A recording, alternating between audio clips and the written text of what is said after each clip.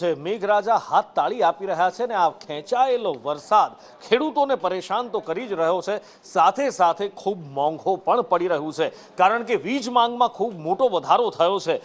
વીજ માંગ વરસાદ ખેંચાવાના કારણે કૃષિ માટેની પણ વધી છે અને રહેણાંક વિસ્તારની પણ વીજ માંગ વધી છે।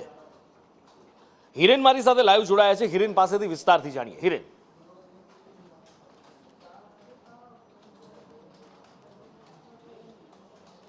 ચોમાસાની સિઝનમાં વરસાદ જો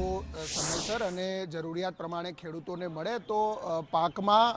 વાવેતર પછી જે પાણી આપવાનું હોય છે એના માટે એ વરસાદનું પાણી સીધી રીતે મળતું હોય છે અને એના કારણે વીજળીનો ઉપયોગ ઘટતો હોય છે।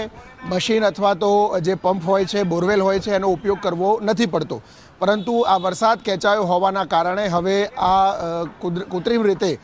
પાણી કાઢી અને પાકને આપવું પડી રહ્યું છે અને એટલા જ માટે સામાન્ય રીતે 2 કરોડ યુનિટની આસપાસ વીજળીની જરૂરિયાત કૃષિમાં જે પડતી હતી એનાથી વધી અને લગભગ 8 કરોડ કરતાં વધુ યુનિટની માંગ અત્યારે આ કૃષિ ક્ષેત્ર એટલે માત્ર ને માત્ર એગ્રીકલ્ચર માટેની જે વીજળી છે એનો ઉપયોગ થઈ રહ્યો છે। એટલે કે રહેણાંક વિસ્તારમાં પણ એ પ્રકારે ડિમાન્ડ વધી છે અને શહેરી વિસ્તાર અને